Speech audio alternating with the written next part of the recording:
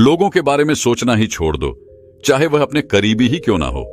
खुद पर ध्यान दो, खुद के ऊपर काम करो, खुद को कैसे बदलना है, इस विषय पर हम आज एक आपको कहानी सुनाएंगे।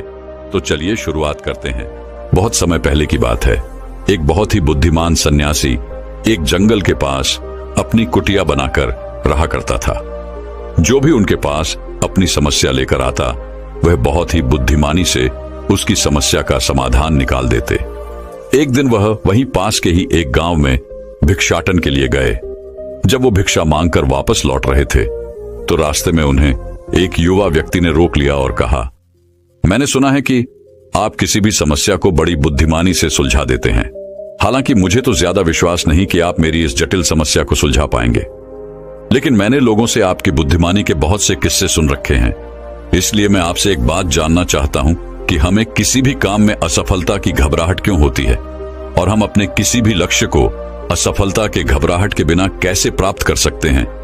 युवा व्यक्ति का यह प्रश्न सुन बौद्ध सन्यासी मुस्कुराए और बोले, मैं तुम्हारे इस प्रश्न का उत्तर जरूर दूंगा, और उसके बाद से तुम्हारी सारी घबराहट भी खत्म हो जाएगी। लेकिन उससे पहले तुम्हें मेरे साथ मेरी कुटिया तक चलना होगा। वह युवा लड़का उस सन्यासी की बुद्धिमत्ता को परखना चाहता था, इसीलिए वह कुटिया तक जाने के लिए तैयार हो गया।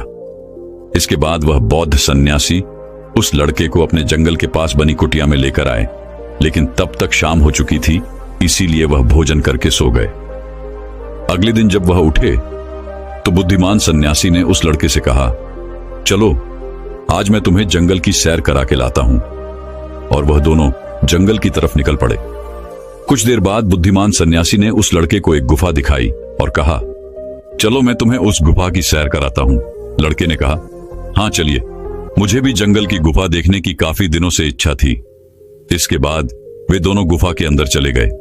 गुफा के अंदर काफी अंधेरा था, लेकिन थोड़ी देर बाद बौद्ध सन्यासी चुपके से गुफा से बाहर निकल आए और उस गुफा के द्वार को बाहर से बंद कर दिया। उस लड़के ने गुफा के भीतर से बहुत आवाज दी कि मुनिवर कहाँ हैं आप, कहाँ चले गए, मुझे जवाब क्यों नहीं दे रहे। लेकिन बहुत देर तक कोई जवाब न मिलने के बाद वह घबरा गया और घबराकर गुफा के द्वार की तरफ भागा। जैसे ही वह गुफा की प्रवेश द्वार पर पहुंचा, वह हैरान रह गया। यह क्या, यहां तो किसी ने गुफा के द्वार को बाहर से बंद कर दिया है। अब मैं बाहर कैसे निकलूंगा। अब वह अकेले अकेले उस अंधेरी गुफा में काफी भयभीत और परेशान हो गया। वह सोचने लगा कि कहीं उस सन्यासी ने उसे मारने की योजना तो नहीं बनाई थी। अब वह गुफा में इधर उधर घूमकर बाहर निकलने का रास्ता ढूंढने लगा। वह गुफा में काफी देर तक इधर उधर भटकता रहा, लेकिन उसे बाहर निकलने का कोई रास्ता नहीं मिला। अब उसे जोरों की प्यास और भूख भी लग रही थी, इसीलिए वह शांत होकर एक जगह बैठ गया। तभी उसे एक सुरंग से सूर्य की रोशनी आती हुई दिखाई दी, और उस रोशनी आने वाली सुरंग तक पहुंचना बहुत ही कठिन था, क्योंकि चारों तरफ बस अंधेरा ही अंधेरा था, और वह सुरंग भी काफी ऊंचाई पर थी। पर फिर भी वह तुरंत उठा और अपनी सारी भूख प्यास को भूलकर अपना सारा ध्यान उस गुफा से बाहर निकलने पर लगा दिया। काफी मेहनत और प्रयास करने के बाद वह उस सूर्य की रोशनी आने वाली सुरंग तक पहुंच गया, और कुछ दूर तक उस सुरंग में ही ऊपर चढ़ता गया। तभी अचानक उसे वह सन्यासी हाथ आगे बढ़ाता हुआ दिखाई दिया। वह लड़का झट से उस सन्यासी का हाथ पकड़कर बाहर आ गया, और बाहर निकलते ही उस सन्यासी को गुस्से से चिल्लाकर कहा, मुनिवर आप पागल हो गए हैं। आप मुझे अंधेरी गुफा में अकेले छोड़कर आ गए। आपको पता है मैं कितना भयभीत हो गया था और मुझे कितने जोरों की प्यास लगी है। उस सन्यासी ने मुस्कुराते हुए उसे पानी दिया और कहा, अब मेरी बातों को ध्यान से सुनना। तुम इस गुफा के बाहर सिर्फ 2 कारणों की वजह से निकल पाए, जिसने तुम्हें इस गुफा से बाहर निकलने के लिए मजबूर किया। पहला कारण, क्योंकि तुम्हें जोरों की प्यास और भूख लगी थी, और दूसरा कारण, तुम्हें वहां घुटन महसूस हो रही थी, क्योंकि तुम्हें मित्रों और परिवार वालों के साथ रहने की आदत पड़ चुकी है। अब मैं तुम्हें 2 मुख्य कारण बताता हूं, जिसकी वजह से तुम इस गुफा से बाहर निकल पाए। पहला कारण, क्योंकि तुम्हारे साथ वहां यह कहने के लिए लोग नहीं थे कि इतने अंधेरे में इतनी ऊंचाई पर तुम उस सुरंग तक कैसे पहुंच पाओगे, ये तो असंभव है। और दूसरा कारण, वहां यह कहने के लिए भी लोग नहीं थे कि चलो कोई दूसरा रास्ता देखते हैं, इससे भी आसान रास्ता मिल जाएगा और हम बहुत आसानी से इसको फिर से बाहर निकल जाएंगे। सफलता प्राप्त करने का नियम भी कुछ ऐसा ही है। यह तो मैंने तुम्हें सफलता कैसे प्राप्त करी इसकी एक छोटी सी दुनिया बनाकर दिखाई है, और वास्तविक दुनिया इससे कहीं अधिक जटिल होती है। वहां हमें सलाह देने के लिए बहुत से फालतू लोग मिल जाते हैं जो खुद तो कुछ कर नहीं पाए, लेकिन हमें ज्ञान देंगे कि यह मत करो, यह बहुत कठिन है, यह तुमसे ना हो पाएगा, इससे अच्छा तो तुम वह काम कर लो, उसमें तुम्हें निश्चित रूप से सफलता मिल जाएगी। और ऐसे ही वह हमारे दिमाग को भटका कर चले जाते हैं और हमें खुद पर संदेह होने लगता है। सफलता ना मिलने का एक बड़ा कारण यह भी है कि सफलता प्राप्त करने की प्रक्रिया बहुत लंबी होती है, और यहां जब हमारा मन घंटों घंटों में बदल जाता है तो फिर लक्ष्य प्राप्ति के महीनों और सालों के प्रयास में ही हमारा मन क्यों नहीं बदलेगा। हमारा मन बदल ही जाता है और हम उस रास्ते को छोड़कर अलग अलग राष्ट्रीय अपनाने लगते हैं। गौतम बुद्ध अक्सर अपने शिष्यों से कहा करते थे कि परेशानियां हमें तभी दिखती हैं जब हमारा ध्यान हमारे लक्ष्य पर नहीं होता, और यह बात 100% सही है। जैसे जब एक तीरंदाज तीर मारने वाला होता है तो वह अपनी एक आंख को बंद कर लेता है और दूसरी आंख से सिर्फ लक्ष्य को देखता है, तब जाकर वह अपने लक्ष्य को भेद पाता है। ठीक इसी प्रकार हमें सफलता का डर तभी लगता है जब हमारा ध्यान अपने लक्ष्य पर न होकर रास्ते पर आने वाली कठिनाइयों पर होता है। तुम इस गुफा से बाहर इसीलिए निकल पाए क्योंकि तुम्हें गुफा के अंदर सुरंग से आने वाली रोशनी के अलावा और कुछ दिखाई नहीं पड़ रहा था। अगर उस गुफा के अंदर प्रकाश होता तो तुम वहां के बड़े बड़े गड्ढों और कीड़े मकोड़ों को देखकर डर जाते और वहीं भटकते रह जाते। इसीलिए अपना सारा ध्यान केवल अपने लक्ष्य पर टिकाए रखो और आसपास क्या हो रहा है, लोग क्या बोल रहे हैं, उस पर ध्यान देना बंद कर दो। तुम्हारे मित्र और रिश्तेदार क्या कर रहे हैं, उन्हें सफलता मिली कि नहीं, ये सब देखना बंद कर दो और केवल खुद के काम पर ध्यान दो। फिर देखना कि जब तुम्हारा समय आएगा तो लोग खड़े होकर तुम्हारे लिए तालियां बजाएंगे। और इतना कहकर वह बुद्धिमान सन्यासी मौन हो गए। उस युवा लड़के ने कहा, मुनिवर, आपने तो आज मेरी आंखें ही खोल दी। आपने कही हर एक बात में ही मुझे बुद्धिमानी नजर आई। आप सच में बहुत बुद्धिमान हैं, इसीलिए सभी आपको बुद्धिमानी का लोहा मानते हैं। मैं आपको वचन देता हूं कि आज से मैं मेरे मन को कभी भी असफलता के डर से नहीं सताऊंगा। मैं अपना पूरा ध्यान सिर्फ अपने काम पर लगाऊंगा और जल्दी ही एक सफल व्यक्ति बनकर दिखाऊंगा। इतना कहकर उस लड़के ने बुद्धिमान सन्यासी का धन्यवाद किया और वापस अपने गांव चला गया। तो दोस्तों, चलिए इसके बाद की इससे भी अच्छी कहानी की शुरुआत करते हैं। पुराने समय की बात है। नगर में रहने वाला सबल नाम का एक लड़का अपनी जिंदगी से बहुत निराश था। उसकी निराशा का कारण यह था कि वह अब तक कुछ भी नहीं कर रहा था। उसके माँ बाप उसे ताने मारते कि तेरे सारे मित्र कुछ ना कुछ कर रहे हैं, लेकिन तू अभी भी घर में ही बैठा हुआ है। मित्रों के बीच भी अक्सर उसका मजाक ही बनता। वह कहीं जाता तो लोग उससे पूछते कि क्या कर रहे हो। उसे यह बताने में बड़ी शर्म आती कि अभी वह कुछ भी नहीं कर रहा।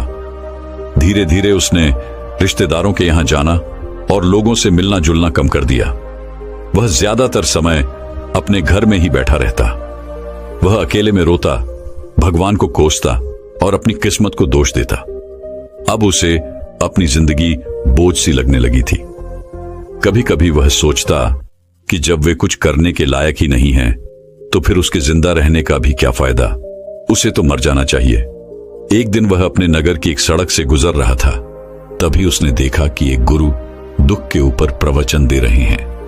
वह भी वहीं भीड़ में पीछे बैठ गया और गुरु के प्रवचन सुनने लगा। गुरु बोल रहे थे कि दुख एक गुरु की भांति होता है जो हमें जीवन की सच्चाई दिखाता है और हमें सही से जीवन जीने का तरीका सिखाता है। आप चाहें तो अपने दुख रूपी गुरु से जीवन जीना भी सीख सकते हैं और चाहें तो उस दुख में डूबकर बैठकर रो भी सकते हैं। सबल भी गुरु की यह सारी बातें ध्यान से सुन रहा था, लेकिन उसे गुरु की यह बातें सही नहीं लगी। उसने खड़े होकर कहा, दुख कुछ भी सीखा कर नहीं जाता, सिर्फ पीड़ा देकर जाता है। दुख की पीड़ा अनंत होती है। ऐसा लगता है इसके बाद कुछ भी नहीं होने वाला, कुछ भी नहीं मिलने वाला। मृत्यु भी उसके सामने छोटी लगने लगती है। गुरु ने कहा, आखिर क्या दुख है तुम्हें? सबल ने अपना सारा दुख गुरु के समक्ष कह सुनाया और पूछा, क्या आपके पास मेरे इस दुख का कोई समाधान है? गुरु मुस्कुराए और बोले, जिस दिन तुम्हारे पास सच्चा दुख आए उसी दिन मेरे पास लौट कर आना, मैं तुम्हारे दुख का समाधान अवश्य करूंगा। इतना कहकर गुरु वहां से चले गए। सबल ने सोचा, क्या मेरा दुख सच्चा नहीं है? क्या जिस दुख से मैं गुजर रहा हूं वो झूठा है? कोई भी मेरे दुख को नहीं समझ सकता। जब मां बाप नहीं समझ पाई तो गुरु क्या समझेंगे? अपने दुखों से परेशान होकर सबल ने एक निर्णय लिया कि अब वह कुछ करके दिखाएगा। उसने एक छोटा सा व्यापार शुरू किया, लेकिन उसमें उसे सफलता नहीं मिल रही थी। पर उसके घर वाले खुश थे कि वह कुछ तो प्रयास कर रहा है। वह अपने व्यापार में जुटा रहा और उसे धीरे धीरे सफलता भी मिलने लगी। फिर उसने रफ्तार पकड़ ली और सिर्फ 3 साल के अंदर ही वह एक बड़ा व्यापारी बन गया। अब सबल के चारों तरफ ऐसे बहुत से लोग थे जो उसकी चिंता करते थे, उसे पसंद करते थे, उसके काम की प्रशंसा करते थे। अब उसके घर वाले भी उसकी प्रशंसा करते नहीं थकते थे। दिन प्रतिदिन उसके मित्रों की संख्या बढ़ती जा रही थी। अब वह अपनी जिंदगी से बहुत ही खुश था।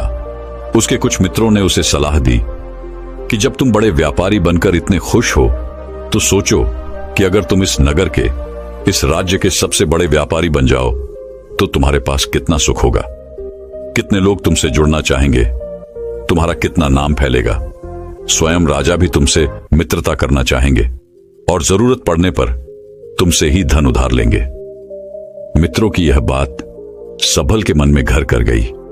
अब उसने और भी धन कमाने का प्रयास शुरू कर दिया, लेकिन उसे यह सब कुछ बहुत ही जल्दी चाहिए था। वह यह सब कुछ प्राप्त करने में अपना ज्यादा समय बर्बाद नहीं करना चाहता था। इसीलिए उसने ऐसे भी कार्य करने शुरू कर दिए जो उचित नहीं थे। उसने बड़ी मात्रा में अपने मित्रों से धन उधार लेना शुरू कर दिया। ज्यादा मुनाफा कमाने के लालच में अपने सामान में मिलावट करने लगा। उसने दूसरे व्यापारियों के खिलाफ षड्यंत्र भी रचे, उन्हें डराया धमकाया। जैसा जैसा उसके मित्र उससे कहते गए वह वही करता गया। वही इन तरीकों से ज्यादा धन तो कमा रहा था, लेकिन अब उसके जीवन में सुकून ही रह गया था। उसके मन की शांति गायब हो गई थी। उसे रातों में नींद नहीं आती थी। वह किसी उधेड़बुन में लगा रहता था। सुख सदन की सारी वस्तुएं होने के बाद भी उसे किसी में सुख नहीं मिल रहा था। एक दिन सबल अपनी गाड़ी में सवार होकर कहीं जा रहा था। तभी रास्ते में उसे गुरु का आश्रम दिखा। वह रुक गया। वह गुरु के पास जाकर बोला, गुरुदेव, आपने कहा था कि जब तुम्हारे जीवन में सच्चा दुख आए तब मेरे पास आना। अब मैं बहुत दुखी हूं। मेरे रातों की नींद गायब हो गई है। मुझे कहीं सुकून नहीं मिल रहा। इस तरीके से सबल ने अपनी सारी समस्या गुरु के सामने कह सुनाई। गुरु ने कहा, जब तुम मुझसे पहली बार मिले थे तब भी तुम किसी दुख में थे। तुमने उस दुख से क्या सीखा? सबल ने कहा, मैंने सीखा कि सिर्फ सोचने और चिंता करने से कुछ नहीं होता। अपनी सोच को सच करने के लिए कर्म करना पड़ता है, और सिर्फ कर्म करने से भी कुछ नहीं होता। अपने कर्म को अंतिम पड़ाव तक ले जाना भी आवश्यक होता है। चाहे रास्ते में कितनी ही मुश्किलें आए, मन कितना ही निराश हो, कितना ही लगे कि अब आगे कुछ भी नहीं होने वाला, तब भी यह मानकर चलो कि मैं जो भी कर रहा हूं उसमें सफल अवश्य होऊंगा। लोग सिर्फ सफल व्यक्ति को ही सम्मान देते हैं। फिर चाहे कोई कितना ही अच्छा क्यों ना हो, वह लोगों की नजरों में बोझ ही होता है। यह सब सुन गुरु मुस्कुराए और बोले, यह असली दुख नहीं है। जब तुम्हारे जीवन में असली दुख आए तब मेरे पास आना, मैं उसका समाधान अवश्य करूंगा। सबल ने जाते समय गुरु को सोने के सिक्कों से भरा एक घड़ा भेंट किया। घड़ा देखकर गुरु ने कहा, यह मेरे किसी काम का नहीं, इसे उस पेड़ के नीचे गड्ढा खोदकर दफना दो। सबल ने गुरु के कहे अनुसार घड़े को पेड़ के नीचे दफना दिया और वहां से चला गया। कुछ दिनों तक तो व्यापार अच्छी तरक्की कर रहा था, लेकिन गलत व्यापार की वजह से ही धीरे धीरे उस व्यापार में घाटा होने लगा। उसकी सारी धन संपदा धीरे धीरे खत्म होने लगी और एक दिन ऐसा आया जब उसके पास कुछ भी नहीं बचा और वह कर्जे से भर चुका था। लेकिन वह निश्चिंत था क्योंकि उसने सारा कर्ज अपने मित्रों से ही लिया था। वह सोचता था कि उसके मित्र बुरे समय में उसका साथ देंगे, लेकिन ऐसा कुछ भी नहीं हुआ। बुरा समय आते ही मित्रों ने ही सबसे पहले अपना उधार मांगना शुरू किया और उधार वापस न करने पर जान से मारने की धमकी भी दी। उसके शुभ चिंतक, उसे चाहने वाले सब उससे दूर हो गए। उसके वो मित्र जो उसके साथ मौज मस्ती किया करते थे अब उससे दूर भागने लगे।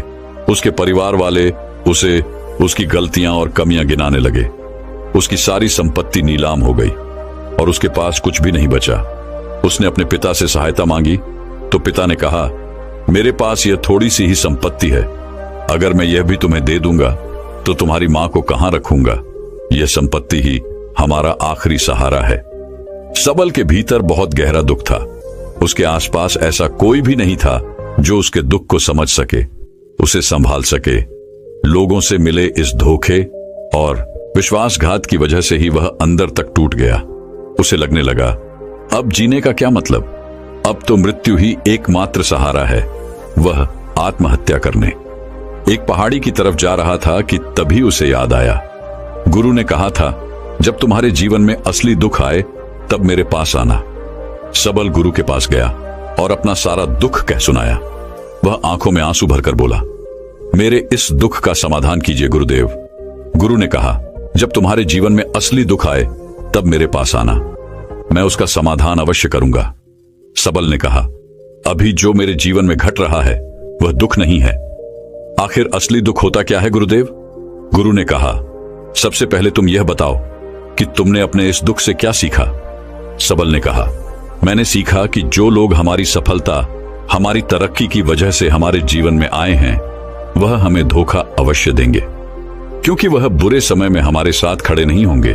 वह केवल अच्छे समय में हमारा फायदा उठाएंगे और बुरे समय में छोड़कर चले जाएंगे।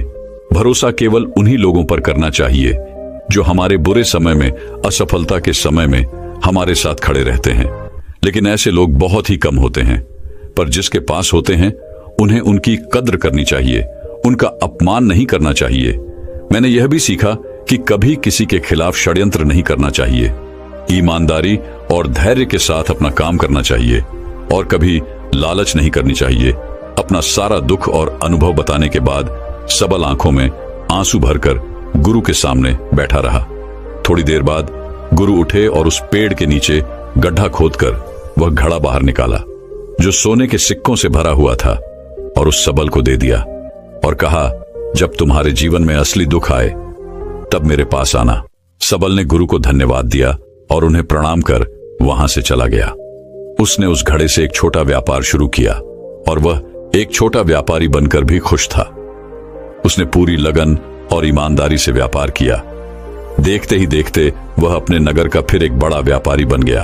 उसका जीवन खुशियों और सुविधाओं से भर गया। लेकिन कोई कितना भी अच्छा हो, कितना भी अच्छा काम करे, दान करे, लोगों की मदद करे, लेकिन जीवन में दुख तो आता ही है। तो सबल के जीवन में भी दुख आया। उसके माता पिता एक ही दिन में मृत्यु को प्राप्त हो गए। सबल अपने माता पिता से बहुत प्रेम करता था, इसलिए उसे उनकी मृत्यु से बहुत गहरा आघात पहुंचा। वह उन दोनों के पार्थिव शरीर को शमशान घाट ले गया, जहां उनकी अंतिम क्रिया की गई। वहां उसने अपने माता पिता के शरीर को जलते हुए देखा तो उसका मन बेचैन हो गया। उसके अंदर बहुत से प्रश्न उठने लगे। वह घर वापस आया तो उसने अपने माता पिता के घर और संपत्ति को देखा, जिसके लिए उसके पिता हमेशा लड़ते रहते थे। आज वो लावारिस पड़ी है। आज उसकी देखरेख करने वाली, उसके लिए लड़ने वाली इस दुनिया से ही चले गए। उसके पिता ने जो भी कमाया था, जो भी बनाया था, वह सब यही रह गया था। एक दिन पहले तक किसी से भी अपनी संपत्ति के लिए लड़ जाने वाले उसके पिता आज खुद इस दुनिया से अलविदा हो गए थे। उसका मन इसी तरह के अनेक विचारों के बवंडर में फंसा हुआ था। उसे अंदर से अकेलापन और डर महसूस हो रहा था। उसे कुछ खालीपन सा महसूस हो रहा था। उसे लग रहा था कुछ तो है जिसे वो समझ नहीं पा रहा। इसीलिए वो गुरु के पास गया। उसे देखते ही गुरु ने कहा, क्या जीवन में कोई दुख है? सबल ने कहा, वैसे तो जीवन में कोई दुख नहीं है गुरुदेव, सब सुख है, सब अच्छा चल रहा है। लेकिन आज मेरे माता पिता की मृत्यु हो गई। इस घटना से मेरा मन बहुत दुखी और बेचैन है। गुरु ने कहा, इसमें दुखी होने वाली कौन सी बात है? एक दिन तो सभी के प्रियजनों को मरना ही है। हमेशा जीवित न तो कोई रहा है और न ही कोई रहेगा। एक दिन तो तुम्हें भी मरना ही है। हो सकता है कल ही मर जाओ या आज भी मर सकते हो।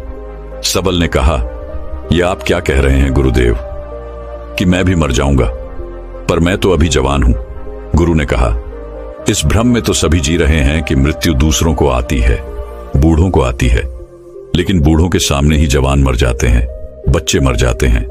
मृत्यु का किसी की उम्र से कोई संबंध नहीं, यह तो सबको अपना शिकार बना लेती है। गुरु की यह बातें सबल के मन में घर कर गई और वह चुपचाप वहां से चला गया। लेकिन उसका मन अभी बेचैन था, अब भी अशांत था। वह कुछ खालीपन सा महसूस कर रहा था। वह पूरे दिन अपने बारे में ही सोचता रहता कि वह कौन है, इस दुनिया में क्यों आया है, क्या सिर्फ चीजों का प्रयोग करना और मरना ही जीवन का लक्ष्य है। ऐसे ही बहुत से प्रश्न उसके मन में लगातार उठ रहे थे, लेकिन उसे अपने किसी भी प्रश्न का उत्तर नहीं मिल पा रहा था और उसका दुख दिन प्रतिदिन बढ़ता जा रहा था। इसीलिए कुछ दिनों बाद वह फिर गुरु के पास पहुंचा और बोला, गुरुदेव, मैं बहुत दुखी हूं क्योंकि मैं यह नहीं जान पा रहा कि मैं कौन हूं और इस दुनिया में क्यों आया हूं। यह सुन गुरु मुस्कुराए और बोले, आज पहली बार तुम्हारे जीवन में सच्चा दुख पैदा हुआ है। वास्तव में यही है जो दुख कहलाने के लायक है, कि हमें पता नहीं कि हम कौन हैं, क्यों आए हैं, क्या करना है, कैसे करना है। सबल ने कहा, गुरुदेव, मेरे इस दुख का समाधान कीजिए। गुरु ने कहा, हम सभी इंसान जीवन भर क्या इकट्ठा करते रहते हैं। सबल ने कहा, हम सभी इंसान जीवन भर धन, संपत्ति, मान सम्मान, परिवार, मित्र, पद प्रतिष्ठा इत्यादि इकट्ठा करते रहते हैं। गुरु ने कहा, क्या इन इकट्ठा की हुई सभी चीजों में से एक भी चीज हम अपने साथ ले जा सकते हैं। सबल ने कहा, नहीं गुरुदेव, इनमें से कुछ भी साथ नहीं जाता। मेरे माता पिता के साथ भी कुछ नहीं गया, सब तो यही छूट गया, घर, परिवार, संपत्ति, सब कुछ। गुरु ने कहा, अब मेरी बातों को ध्यान से सुनना। इस दुनिया में हमें जो इकट्ठा करना चाहिए वो तो हम कभी इकट्ठा करते ही नहीं। चीजें हमारे सामने ही होती हैं, लेकिन हम उन्हें देखने का प्रयास ही नहीं करते। इस दुनिया में हमें जिस चीज को इकट्ठा करना है वह हम खुद हैं।